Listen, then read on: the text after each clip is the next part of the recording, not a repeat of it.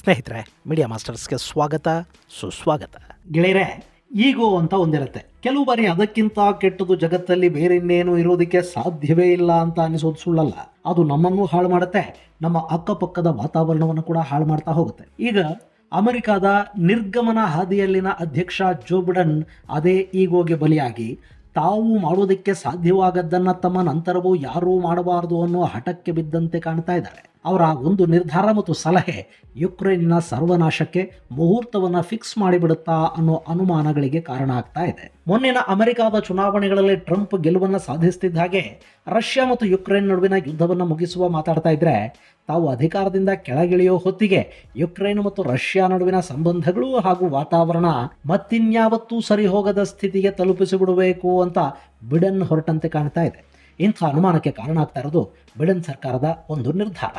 ಆ ಯುದ್ಧ ಶುರುವಾಗಿ ಇಷ್ಟು ಕಾಲ ಆದರೂ ಒಂದಷ್ಟು ಆಯುಧಗಳನ್ನು ರಷ್ಯಾದ ವಿರುದ್ಧ ಬಳಸೋದಕ್ಕೆ ಅಮೆರಿಕ ಅನುಮತಿಯನ್ನು ಕೊಟ್ಟಿರಲಿಲ್ಲ. ಆದರೆ ಈಗ ರಷ್ಯಾದ ವಿರುದ್ಧ ಭಯಾನಕ ಆಯುಧ ಹಾಗೂ ಮಿಸೈಲ್ಗಳ ಬಳಕೆಗೆ ಯುಕ್ರೇನ್ ಅಧ್ಯಕ್ಷನನ್ನ ಅಮೆರಿಕ ಪ್ರಚೋದಿಸೋದಕ್ಕೆ ಶುರು ಮಾಡಿದೆ. ಅಮೆರಿಕದ ಮಾತು ಕೇಳಿಕೊಂಡು ಜೆಲೆನ್ಸ್ಕಿ ಒಂದು ವೇಳೆ ಆ ಮಿಸೈಲ್ಗಳನ್ನೇನಾದರೂ ರಷ್ಯಾದ ಮೇಲೆ ಬಳಸಿದ್ದೆ ಆದ್ರೆ ರಷ್ಯಾದಲ್ಲಂತೂ ಒಂದಷ್ಟು ದುರಂತಗಳು ಸಂಭವಿಸುತ್ತವೆ.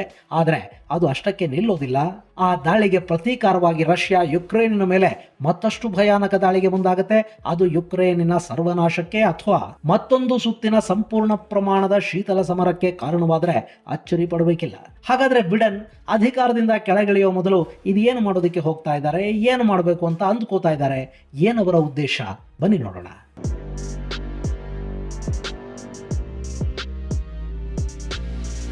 ಗೆಳೆಯರೆ, 2022 ಫೆಬ್ರವರಿಯಲ್ಲಿ ರಷ್ಯಾ ಮತ್ತು ಯುಕ್ರೇನ್ ನಡುವೆ ಶುರುವಾದ ಕದನ 2025ರಲ್ಲಿ ಮುಗಿಯಬಹುದು. ಟ್ರಂಪ್ ಅಧಿಕಾರಕ್ಕೆ ಬರ್ತಿದ್ದಂತೆ ಯುದ್ಧವನ್ನು ನಿಲ್ಲಿಸ್ತಾರೆ. ಈಗಾಗಲೇ ಅದಕ್ಕೆ ಬೇಕಾದ ಒಂದಷ್ಟು ಸಂಧಾನ ಸೂತ್ರಗಳನ್ನು ಟ್ರಂಪ್ ಸಿದ್ಧಪಡಿಸಿದ್ದಾರೆ.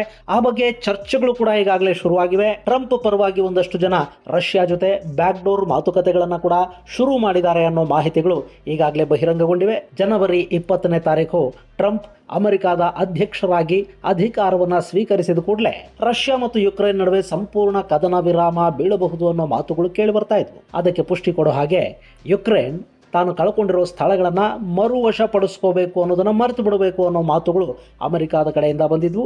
ಹೀಗಾಗಿ ಈ ಯುದ್ಧ ಖಂಡಿತವಾಗಿ ನಿಲ್ಲುತ್ತೆ ಅನ್ನೋದು ರಕ್ಷಣಾ ತಜ್ಞರ ಅಭಿಮತ ಕೂಡ ಆಗಿತ್ತು. ಅಲ್ಲಿಗೆ ಯುಕ್ರೇನ್ನ ಉಳಿದ ಭಾಗ ಆದರೂ ಸೇಫ್ ಆಗಿರುತ್ತೆ. ರಣರಂಗದಲ್ಲಿ ಸಾವನ್ನಪ್ಪುತ್ತಾ ಇರೋ ಸೈನಿಕರು ಮತ್ತು ನಾಗರಿಕರು ಯುದ್ಧದ ಭೀತಿಯಿಂದ ದೂರವಾಗ್ತಾರೆ ಅಂತ ಅಂದ್ಕೊಳ್ಳೋ ಹೊತ್ತಿಗಾಗಲೇ ಅಮೆರಿಕಾದಿಂದ ಮತ್ತೊಂದು ಮಾಹಿತಿ ಹೊರಬೀಳ್ತಾ ಇದೆ. ಅಲ್ಲಿ ಅಮೆರಿಕಾದ ಈಗಿನ ಅಧ್ಯಕ್ಷ ಜೋ ಬಿಡನ್ ಈ ಆಟನ ಸಂಪೂರ್ಣವಾಗಿ ಕೆಡಿಸೋದಕ್ಕೆ ಮುಂದಾಗಿದ್ದಾರೆ.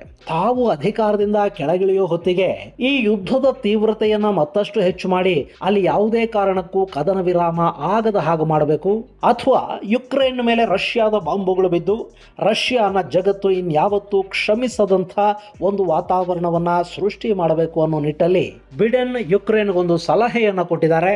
ಅದನ್ನೇನಾದರೂ ಯುಕ್ರೇನ್ ಪಾಲಿಸೋದಕ್ಕೆ ಹೋಗಿದ್ದೆ ಆದರೆ ಅಲ್ಲಿ ಯುಕ್ರೇನಿನ ಸರ್ವನಾಶವನ್ನ ಯಾರೂ ಕೂಡ ತಡೆಯೋದಿಕ್ಕೆ ತಪ್ಪಿಸೋದಿಕ್ಕೆ ಸಾಧ್ಯ ಆಗೋದಿಲ್ವೇನೋ. ಇಷ್ಟಕ್ಕೂ ಅಲ್ಲಾಗ್ತಾ ಇರೋದೇನು ಅಂದರೆ, ಈಗಾಗಲೇ ಅಮೆರಿಕ ಯುಕ್ರೇನ್ಗೆ ಕೊಟ್ಟಿರುವ ಆರ್ಮಿ ಟ್ಯಾಕ್ಟಿಕಲ್ ಮಿಸೈಲ್ ಸಿಸ್ಟಮ್ ಅನ್ನ ರಷ್ಯಾದ ವಿರುದ್ಧ ಬಳಕೆ ಮಾಡೋದಕ್ಕೆ ಮೊಟ್ಟ ಮೊದಲ ಬಾರಿಗೆ ಅನುಮತಿಯನ್ನು ಕೊಟ್ಟಿದೆ. ಹಾಗೆ ನೋಡಿದ್ರೆ ಇವುಗಳನ್ನು ಅಮೆರಿಕ ಹೊಸದಾಗೇನು ಯುಕ್ರೇನ್ಗೆ ಕೊಟ್ಟಿಲ್ಲ. 2023ರಲ್ಲೇ ಇವುಗಳನ್ನು ಯುಕ್ರೇನ್ಗೆ ಕೊಡಲಾಯಿತು. ಆದರೆ ಆ ಮಿಸೈಲ್ಗಳನ್ನು ಬಳಸಿ ರಷ್ಯಾದ ಒಳಭಾಗದಲ್ಲಿ ದಾಳಿ ಮಾಡೋದಕ್ಕೆ ಅಮೆರಿಕ ಇದುವರೆಗೆ ಯುಕ್ರೇನ್ಗೆ ಅನುಮತಿಯನ್ನು ಕೊಟ್ಟಿರಲಿಲ್ಲ. ಯಾಕೆಂದ್ರೆ ಒಂದು ವೇಳೆ ಅಮೆರಿಕಾದ ಆಯುಧಗಳು ರಷ್ಯಾದ ನೆಲದ ಮೇಲೆ ಬಿದ್ದರೆ ಅದರಿಂದ ರಷ್ಯಾ ಅಮೆರಿಕಾದ ವಿರುದ್ಧ ಕೆರಳಬಹುದು. ಅದು ನ್ಯಾಟೋ ಮತ್ತು ರಷ್ಯಾದ ನಡುವಿನ ನೇರ ಯುದ್ಧಕ್ಕೆ ಕಾರಣ ಆಗಬಹುದು ಅನ್ನೋ ಭಯ ಅಮೆರಿಕಾಗೆ ಕೂಡ ಇತ್ತು. ಹೀಗಾಗಿ ಅವರು ತಮ್ಮ ಮಿಸೈಲ್ಗಳನ್ನು ರಷ್ಯಾದ ಒಳಭಾಗದಲ್ಲಿ ಬಳಸೋದಕ್ಕೆ ಅನುಮತಿಯನ್ನು ಕೊಟ್ಟಿರಲಿಲ್ಲ. ಅಂದರೆ ಅಮೆರಿಕ ಯುಕ್ರೇನ್ಗೆ ಮಿಸೈಲ್ಗಳನ್ನು ಕೊಟ್ಟಿತ್ತು, ಅವುಗಳನ್ನು ರಷ್ಯಾ ಆಕ್ರಮಿಸಿಕೊಂಡಿರುವ ಯುಕ್ರೇನ್ನ ಭಾಗದವರೆಗೆ ಬಳಸೋದಕ್ಕೆ ಅನುಮತಿಯನ್ನು ಕೊಡಲಾಗಿತ್ತೆ ಹೊರತು ಆ ಮಿಸೈಲ್ಗಳನ್ನು ಬಳಸಿ ರಷ್ಯಾದ ಭೂಪ್ರದೇಶದ ಮೇಲೆ ಅಫೆನ್ಸಿವ್ ಆಗಿ ದಾಳಿ ಮಾಡೋದಕ್ಕೆ ಯುಕ್ರೇನ್ಗೆ ಅನುಮತಿ ಇರಲಿಲ್ಲ. ಈ ಬಗ್ಗೆ ಯುಕ್ರೇನ್ನ ಅಧ್ಯಕ್ಷ ಜೆಲೆನ್ಸ್ಕಿ ಸಾಕಷ್ಟು ಬಾರಿ ಪಶ್ಚಿಮದ ಆಯುಧಗಳನ್ನು ರಷ್ಯಾದ ವಿರುದ್ಧ ಬಳಸೋದಕ್ಕೆ ನಮಗೆ ಅನುಮತಿಯನ್ನು ಕೊಡಿ, ಅದು ಈ ಯುದ್ಧದ ದಿಕ್ಕನ್ನು ಬದಲಿಸೋದಕ್ಕೆ ಸಹಾಯ ಮಾಡುತ್ತೆ ಅಂತ ಅಂಗಲಾಚಿದ್ರು ಕೂಡ ಬಿಡನ್ ಸರ್ಕಾರ ಆಗಲಿ ನ್ಯಾಟೋ ಕೂಟ ಆಗಲಿ ತಮ್ಮ ಆಯುಧಗಳನ್ನು ರಷ್ಯಾದ ನೆಲದ ಮೇಲೆ ಹಾಕೋದಕ್ಕೆ ಅನುಮತಿಯನ್ನು ಕೊಟ್ಟಿರಲಿಲ್ಲ. ಹೀಗಾಗಿ ಪಶ್ಚಿಮದ ಆಯುಧಗಳನ್ನು ಯುಕ್ರೇನ್ ಡಿಫೆನ್ಸ್ ಸಲುವಾಗಿ ಮಾತ್ರ ಬಳಸ್ತಾ ಇತ್ತು. ಆದರೆ ಈಗ ಪರಿಸ್ಥಿತಿ ಬದಲಾಗಿದೆ. ಅಮೆರಿಕದ ಅಧ್ಯಕ್ಷರು ಆರ್ಮಿ ಟ್ಯಾಕ್ಟಿಕಲ್ ಮಿಸೈಲ್ ಸಿಸ್ಟಮ್ ಅನ್ನು ರಷ್ಯಾದ ವಿರುದ್ಧ ಅಫೆನ್ಸಿವ್ ಆಗಿ ಬಳಕೆ ಮಾಡೋದಕ್ಕೆ ಅನುಮತಿಯನ್ನು ಕೊಟ್ಟುಬಿಟ್ಟಿದ್ದಾರೆ. ಇಲ್ಲಿ ಅಮೆರಿಕದ ಈ ಅನುಮತಿ ಮತ್ತು ಸಲಹೆಗಳನ್ನು ಯುಕ್ರೇನ್ನ ಅಧ್ಯಕ್ಷ ಜೆಲೆನ್ಸ್ಕಿ ಎಷ್ಟರ ಮಟ್ಟಿಗೆ ತಗೋತಾರೆ ಅನ್ನೋದ್ರ ಮೇಲೆ ಈ ಯುದ್ಧದ ದಿಕ್ಕು ಬದಲಾಗುವ ಸಾಧ್ಯತೆ ಇರುತ್ತೆ. ಇಲ್ಲಿ ಜೆಲೆನ್ಸ್ಕಿ ಮಾಡಬೇಕಾಗಿರೋದೇನು ಅನ್ನೋದನ್ನು ನೋಡೋದಕ್ಕೂ ಮುನ್ನ ಅಮೆರಿಕದ ಈ ಭಯಾನಕ ಆರ್ಮಿ ಟ್ಯಾಕ್ಟಿಕಲ್ ಮಿಸೈಲ್ ಸಿಸ್ಟಮ್ ಅಂದರೆ ಏನು ಅನ್ನೋದನ್ನ, ಅದರ ಶಕ್ತಿ ಏನು ಅನ್ನೋದನ್ನ ನಿಮಗೆ ಹೇಳೋ ಪ್ರಯತ್ನವನ್ನು ಮಾಡಿಬಿಡ್ತೀನಿ.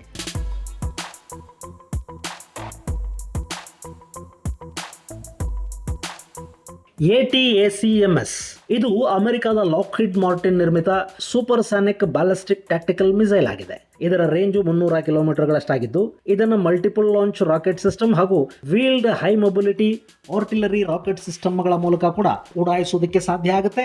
ಈ ರಾಕೆಟ್ ಸಿಸ್ಟಮ್ 4 ಮೀಟರ್ಗಳಷ್ಟು ಉದ್ದ ಇರುತ್ತೆ. 6100 mm ನಷ್ಟು ಸುತ್ತಳತೆಯನ್ನು ಹೊಂದಿದ್ದು ಇದು 214 kgಯಷ್ಟು ವಾರ್ ಹೆಡ್ ಅನ್ನು ಹೊತ್ತೊಯ್ಯಬಲ್ಲ ಶಕ್ತಿಯನ್ನು ಹೊಂದಿದೆ. ಶಾರ್ಟ್ ರೇಂಜ್ ದಾಳಿಗಳಿಗೆ ಇದು ಸೂಕ್ತ ರಾಕೆಟ್ ಸಿಸ್ಟಮ್ ಆಗಿದೆ ಅಂತ ಅಮೆರಿಕ ಹೇಳಿಕೊಳ್ಳುತ್ತೆ. ಈ ಸಿಸ್ಟಮ್ ಮೊದಲ ಬಾರಿಗೆ 1986ರಲ್ಲಿ ಲಿಂಗ್ ಟೆಮ್ಕೋ ವಾಟ್ ಅನ್ನೋ ಕಂಪನಿ ನಿರ್ಮಾಣ ಮಾಡಿತು. ಆ ಬಳಿಕ ಇದರ ನಿರ್ಮಾಣದ ಉಸ್ತುವಾರಿಯನ್ನ ಲಾಕ್ಹೀಡ್ ಮಾರ್ಟಿನ್ ತನ್ನ ಕೈಗೆ ತಗೊಳ್ತು. ಇನ್ನು ಈ ATACMS ಗಳನ್ನ 1991ರಿಂದ ಕೂಡ ಅಮೆರಿಕ ಬಳಸ್ತಾ ಇದೆ. ಇರಾಕ್ ಕುವೈತ್ ಮೇಲೆ ದಾಳಿ ಮಾಡಿದ ಸಂದರ್ಭದಲ್ಲಿ ಇರಾಕ್ನ ವಿರುದ್ಧದ ದಾಳಿಗೆ ಮಿತ್ರ ಪಡೆಗಳು ಮುಂದಾದ್ವಲ್ಲ, ಆಗ ಈ ಮಿಸೈಲ್ಗಳ ಬಳಕೆ ಆಯಿತು. ಆನಂತರ 2003ರ ಇರಾಕ್ ವಿರುದ್ಧದ ದಾಳಿಯಲ್ಲಿ ಕೂಡ ಇವು ಬಳಕೆ ಆದವು. ಅದಾದ ಬಳಿಕ 2015ರ ಸುಮಾರಲ್ಲಿ ಸಿರಿಯಾದಲ್ಲಿ ಕೂಡ ಈ ಮಿಸೈಲ್ಗಳನ್ನು ಬಳಸಿ ಐಸಿಸ್ ವಿರುದ್ಧ ಅಮೆರಿಕ ಮೇಲುಗೈಯನ್ನು ಸಾಧಿಸಿತು. ಇನ್ನು 2023ರಲ್ಲಿ ಈ ಮಿಸೈಲ್ಗಳನ್ನು ಯುಕ್ರೇನ್ಗೆ ಕೊಡಲಾಯಿತಾದರೂ ಅದನ್ನು ರಷ್ಯಾದ ವಿರುದ್ಧ ಬಳಸೋದಕ್ಕೆ ಅವಕಾಶ ಕೊಟ್ಟಿರಲಿಲ್ಲ. ಈ ಮಿಸೈಲ್ಗಳನ್ನು ಬಳಸಿದ್ದೇ ಆದರೆ ಯುಕ್ರೇನ್ ರಷ್ಯಾದ ನೆಲದ ಮೇಲೆ ಈಸಿಯಾಗಿ ದಾಳಿ ಮಾಡಬಹುದು. ಇದು ಯುಕ್ರೇನ್ನ ಕೈ ಮೇಲಾಗೋ ಹಾಗೆ ಮಾಡಬಹುದು ಅನ್ನೋ ನಂಬಿಕೆ ಜೆಲೆನ್ಸ್ಕಿಗಿತ್ತು. ಆದರೆ ಕಳೆದ 1 ವರ್ಷದಿಂದ ಬಿಡೆನ್ ಸರ್ಕಾರ ಈ ಆಯುಧಗಳನ್ನು ರಷ್ಯಾದ ಮುಖ್ಯ ಭೂಮಿಯ ಮೇಲೆ ಬಳಸೋದಕ್ಕೆ ಅನುಮತಿಯನ್ನು ಕೊಟ್ಟಿರಲಿಲ್ಲ. ಒಂದು ವೇಳೆ ಅನುಮತಿ ಸಿಕ್ಕಿದ್ದಿದ್ರೆ ಈಗಾಗಲೇ ಕುರ್ಸ್ಕ್ ಪ್ರದೇಶವನ್ನು ವಶಪಡಿಸಿಕೊಂಡಿರುವ ಯುಕ್ರೇನ್ ಪಡೆಗಳು ಅಲ್ಲಿ ಇನ್ನಷ್ಟು ಭೂ ಪ್ರದೇಶವನ್ನು ತಮ್ಮ ಕೈಗೆ ತಗೊಳ್ಳೋದಕ್ಕೆ ಸಾಧ್ಯತೆ ಇರ್ತಾ ಇತ್ತು. ಆದರೆ ಬಿಡೆನ್ ಸರ್ಕಾರಕ್ಕೆ ಅಲ್ಲಿ ರಿಸ್ಕ್ ತಗೊಳ್ಳುವ ಮನಸ್ಸಿರಲಿಲ್ಲ. ಹೇಗೂ 2024ರ ಚುನಾವಣೆಯಲ್ಲಿ ಕಮಲಾ ಹ್ಯಾರಿಸ್ಸೇ ಗೆಲ್ತಾರೆ. ಸಾಕಷ್ಟು ಒಪಿನಿಯನ್ ಪೋಲ್ಗಳು ನಮ್ಮ ಪರವಾಗೇ ಇವೆ ಅನ್ನೋ ನಂಬಿಕೆಯಲ್ಲಿ ಡೆಮೊಕ್ರೆಟಿಕರಿದ್ರು. ಆದರೆ ಫಲಿತಾಂಶ ಉಲ್ಟಾ ಆಯಿತು. ಡೆಮೊಕ್ರೆಟಿಕರಿಗೆ ಸೋಲುಂಟಾಯಿತು. ಟ್ರಂಪ್ ಗೆದ್ದರು. ಅಷ್ಟೇ ಅಲ್ಲದೆ ಯುಕ್ರೇನ್ ಯುದ್ಧವನ್ನು ಸಮಾಪ್ತಿಗೊಳಿಸುವ ಪ್ಲಾನ್ ಕೂಡ ಹೊರಬಿತ್ತು. ಇದನ್ನು ಡೆಮೊಕ್ರೆಟಿಕರಿಗೆ ಸಹಿಸೋದಕ್ಕೆ ಸಾಧ್ಯ ಆಗ್ತಿಲ್ಲ. ಹೀಗಾಗಿ ಈ ಯುದ್ಧ ಮುಗಿಯದ ಹಾಗೆ ಮಾಡಿ ಹೋಗುವ ನಿಟ್ಟಲ್ಲಿ ಬಿಡೆನ್ ಇದ್ದಾರೆ. ಅವರು ಟ್ರಂಪ್ ಆಟನ ಕೆಡಿಸಿಬಿಡೋ ತವಕದಲ್ಲಿದ್ದಾರೆ. ಹಾಗೆ ನೋಡಿದರೆ ಇಲ್ಲಿ ಅಮೆರಿಕದ ಪ್ರಪೋಸಲನ್ನು ಒಪ್ಪಿಕೊಂಡ್ರೆ ನಷ್ಟಕ್ಕೀಡಾಗೋದು ಯುಕ್ರೇನ್ನೇ. ಯಾಕೆಂದರೆ ಒಂದು ವೇಳೆ ಇಲ್ಲಿ ಯುಕ್ರೇನ್ ಅಮೆರಿಕದ ಈ ATACMSಗಳನ್ನು ರಷ್ಯಾದ ವಿರುದ್ಧ ಬಳಸಿದ್ದೇ ಆದರೆ ಅಲ್ಲಿ ಖಂಡಿತ ಪುತಿನ್ ಕೆರಳುತ್ತಾರೆ. ಇಲ್ಲಿವರೆಗೂ ರಷ್ಯಾ ಯುಕ್ರೇನ್ ಮೇಲೆ ಯಾವುದೇ ರೀತಿಯ ಟ್ಯಾಕ್ಟಿಕಲ್ ವೆಪನ್ ಅನ್ನು ಬಳಸಿಲ್ಲ. ಒಂದು ವೇಳೆ ಅಮೆರಿಕದ ಆಯುಧಗಳೇ ಬಂದು ರಷ್ಯಾದ ಮೇಲೆ ಬಿದ್ದು ಬಿಟ್ರೆ ಅದು ತನ್ನ ನೆಲದ ಮೇಲೆ ಪಶ್ಚಿಮದಿಂದ ಆಗ್ತಾ ಇರೋ ದಾಳಿ ಅಂತ ರಷ್ಯಾ ಕನ್ಸಿಡರ್ ಮಾಡುತ್ತೆ. ಹಾಗೇನಾದರೂ ಆದರೆ ಅಲ್ಲಿ ರಷ್ಯಾ ಕೂಡ ಅಣ್ವಸ್ತ್ರಗಳನ್ನು ಬಳಸುವ ಸಾಧ್ಯತೆ ಇರುತ್ತೆ. ರಷ್ಯಾ ಅನ್ನೋದು ಹೇಗೂ ವಿಶ್ವಸಂಸ್ಥೆಯ ಭದ್ರತಾ ಮಂಡಳಿಯಲ್ಲಿ ವೀಟೋ ಅಧಿಕಾರವನ್ನು ಪಡೆದಿರುವ ದೇಶ. ಇನ್ನು ಅವರ ಸಪೋರ್ಟಿಗೆ ಇಲ್ಲಿ ಚೈನಾ ಇದೆ. ಮತ್ತೊಂದು ಕಡೆ ಅಮೆರಿಕ ಮತ್ತು ಬ್ರಿಟನ್ಗಳು ಜಂಟಿಯಾಗಿ ನಿಲ್ಲಬಹುದು. ಆದರೆ ಫ್ರಾನ್ಸ್ನ ನಿಲುವು ಏನಾಗಿರುತ್ತೆ ಅನ್ನೋದನ್ನ ಖಚಿತವಾಗಿ ಹೇಳೋದಕ್ಕೆ ಸಾಧ್ಯ ಆಗೋದಿಲ್ಲ. ಯಾಕೆಂದರೆ ಫ್ರಾನ್ಸ್ ರಷ್ಯಾ ಹಾಗೂ ಯುಕ್ರೇನ್ ನಡುವಿನ ಸಂಘರ್ಷ ನಿಲ್ಲಬೇಕು ಅಂತ ಬಯಸ್ತಾ ಇದೆ. ಇನ್ನು ರಷ್ಯಾ ನೇರವಾಗಿ ನ್ಯೂಕ್ಲಿಯರ್ ಆಯುಧಗಳನ್ನೇನು ಬಳಸ್ತಾ ಇಲ್ಲ. ಅವರ ನೆಲದ ಮೇಲೆ ಅಮೆರಿಕದ ಮಿಸೈಲ್ಗಳೇ ಮೊದಲು ಬಿದ್ದ ಕಾರಣ ರಷ್ಯಾ ಅಣ್ವಸ್ತ್ರಗಳನ್ನು ಬಳಕೆ ಮಾಡುವ ಸಾಧ್ಯತೆ ಇರುತ್ತೆ. ಅಲ್ಲಿ ಕೂಡ ಕಡಿಮೆ ತೀವ್ರತೆಯ ಸಿಡಿತಲೆಗಳನ್ನು ರಷ್ಯಾ ಪ್ರಯೋಗ ಮಾಡಬಹುದು. ಹಾಗೇನೇ ಆದರೂ ಅಲ್ಲಿ ಹಾಳಾಗೋದು ಮಾತ್ರ ಯುಕ್ರೇನ್. ಇಲ್ಲಿ ಜೆಲೆನ್ಸ್ಕಿ ಸ್ವಲ್ಪ ಬುದ್ಧಿವಂತಿಕೆಯನ್ನು ಬಳಸಿದ್ದೆ ಆದರೆ ಅಮೆರಿಕದ ತಂತ್ರವನ್ನು ಅವರು ಜಾರಿ ಮಾಡೋದಕ್ಕೆ ಹೋಗೋದಿಲ್ಲ. ಆದರೆ ಒಮ್ಮೆ ಯುದ್ಧ ನಿಂತು ಬಿಟ್ರೆ ಜೆಲೆನ್ಸ್ಕಿಯ ಕುರ್ಚಿಗೆ ಕೂಡ ಆಪತ್ತಿದೆ. ಅಲ್ಲಿ ಯುದ್ಧ ನಿಂತು ಹೋದ ನಂತರ ಯುಕ್ರೇನ್ನಲ್ಲಿ ಚುನಾವಣೆಗಳು ನಡಿಬೇಕು. ಆ ಚುನಾವಣೆಗಳಲ್ಲಿ ಜೆಲೆನ್ಸ್ಕಿ ಈ ಬಾರಿ ಗೆದ್ದೇ ಗೆಲ್ತಾರೆ ಅಂತ ಹೇಳೋದಕ್ಕೆ ಬರೋದಿಲ್ಲ. ಅಕಸ್ಮಾತ್ ಅಲ್ಲಿ ರಷ್ಯಾ ಪರ ಇರೋ ಯಾವುದಾದ್ರೂ ಸರ್ಕಾರ ಆರಿಸಿ ಬಂದುಬಿಟ್ರೆ ಜೆಲೆನ್ಸ್ಕಿಗೆ ಉಳಿಗಾಲ ಇಲ್ಲ. ಆತ ಯುಕ್ರೇನನ್ನು ಬಿಟ್ಟು ಯುರೋಪಿಯನ್ ದೇಶಗಳಿಗೋ ಅಮೆರಿಕಕ್ಕೋ ಪಲಾಯನ ಮಾಡಬೇಕಾಗಿ ಬರುತ್ತೆ. ಅಥವಾ ಆತನ ಮೇಲೆ ಪ್ರಕರಣಗಳು ದಾಖಲಾಗೋ ಸಾಧ್ಯತೆ ಕೂಡ ಅಲ್ಲಿರುತ್ತೆ. ಹೀಗಾಗಿ ಇಲ್ಲಿ ಜೆಲೆನ್ಸ್ಕಿಗೆ ತಮ್ಮ ಅಧಿಕಾರ ಮುಖ್ಯನಾ ಅಥವಾ ದೇಶ ಮುಖ್ಯನಾ ಅನ್ನೋದ್ರ ಮೇಲೆ ಆತನ ಮುಂದಿನ ನಿರ್ಧಾರ ಏನಾಗಿರುತ್ತೆ ಅನ್ನೋದು ಆಧಾರ ಪಟ್ಟಿರುತ್ತೆ.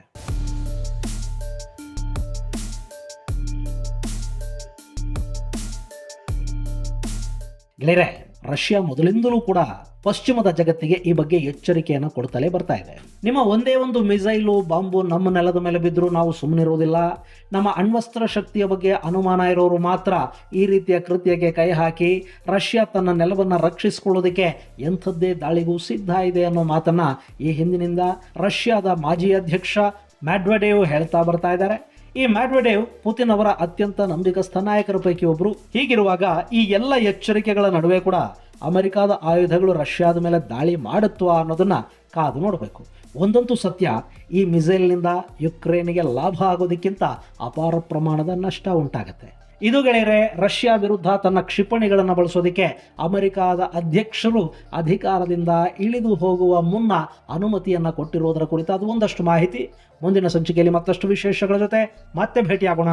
ಅಲ್ಲಿವರೆಗೆ ಜೈ ಹಿಂದ್, ಜೈ ಕರ್ನಾಟಕ.